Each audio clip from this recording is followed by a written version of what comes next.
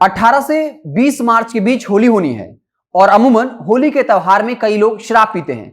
कई लोगों का यह मानना है कि अगर होली में शराब ना मिले तो फिर काहे का होली, और सरकार इस बात को समझ रही है। इसलिए अब उत्पाद विभाग की टीम कई जिलों में अलर्ट हो गई है, खासकर उन जिलों में जिनकी सीमा अलग अलग राज्यों से सटती है, और कई उत्पाद की टीमें इस काम में लगा दी गई हैं कि कोई शराब तस्कर जो है शराब का व्यापार तो नहीं कर रहा है। आपको बता दें कि गोपालगंज से खबर आई है, जहां एक शराब तस्कर जो हरियाणा का है, शराब की कई बोतल लेकर वो एक फोर्स नामक कंपनी से गाड़ी से चलता है, लेकिन गोपालगंज में ही वहां चेकपोस्ट की चेकिंग में वो पकड़ा जाता है। आपको बता दें कि पहली नजर में प्रथम दृष्टया उस गाड़ी में शराब की एक भी बोतल नहीं दिखती है, लेकिन जब शक के आधार पर गाड़ी के बोनट को खोला जाता है, जब उस गाड़ी की जो सीटें होती है उसको फाड़ी जाती हैं, तब यह पता चलता है कि उस गाड़ी में शराब की कई बोतलें हैं। उसके बाद उस गाड़ी से उस शराब तस्कर को गिरफ्तार किया गया जो हरियाणा का रहने वाला है, और उसने यह स्वीकार किया कि वो ये शराब हरियाणा से लेकर दरभंगा तक जा रहा है। अब सवाल यह है कि कई बार ऐसा होता है कि चेक पोस्ट पे छापेमारी होती है, शराब माफिया पकड़ा जाता है, शराब माफिया कहिए या उस गाड़ी में जो तैनात होता है,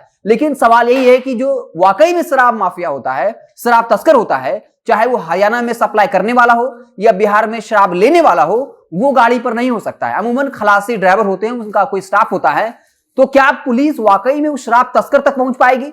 हरियाणा राज्य की बात छोड़ दीजिए, दरभंगा में जहां शराब जा रहा था, जिसको सप्लाई की जानी थी, क्या वाकई में पुलिस वहां तक पहुंच पाएगी? अब तक ऐसा नहीं हो पाया है। इसलिए शासन प्रशासन को लगातार ये सवाल झेलना पड़ता है कि आप ड्राइवर को तो पकड़ लेते हैं, खलासी को पकड़ लेते हैं, लेकिन जो शराब मंगवाता है, जो अलग अलग राज्यों से शराब की डिमांड करता है और फिर बिहार में सप्लाई बेचता है, क्या आप उसको पकड़ पाते हैं? और लगातार यही सवाल उठता रहा है। आप विपक्षी पार्टियों की छोड़ दीजिए, बीजेपी के कोटे से विधानसभा अध्यक्ष विजय सिन्हा ने यही कहा था लखीसराय में जब वो थे, कि दरोगा या जो डीएसपी साहब हैं वो शराब के 90 माफियाओं को छोड़ देते हैं, उनके साथ मिलकर पैसा कमाते हैं, और जो 10 माफिया बचे होते हैं उन पर कार्रवाई करते हैं, अखबार की सुर्खियां बनती है, खबरें छपती है, और ऐसा लगता है कि वाकई में पुलिस प्रशासन शराबबंदी को सफल बनाने में लगी हुई है। आपको बता दें कि गोपालगंज में खास करके उत्पाद की टीम, विभाग की टीम काफी सक्रिय है, 4 टीमें बनाई गई हैं। अब ड्रोन का भी सहारा लिया जाएगा। आपको बता दें कि गोपालगंज का जो एक कुचायकोट थाना क्षेत्र का यूपी बिहार बलथरी चेकपोस्ट है, वहां पर छापेमारी हुई थी। और इसके अलावा एक और इलाका है बगौच गंडक, जहां से एक ऑटो से 417 बोतल शराब बरामद हुए हैं।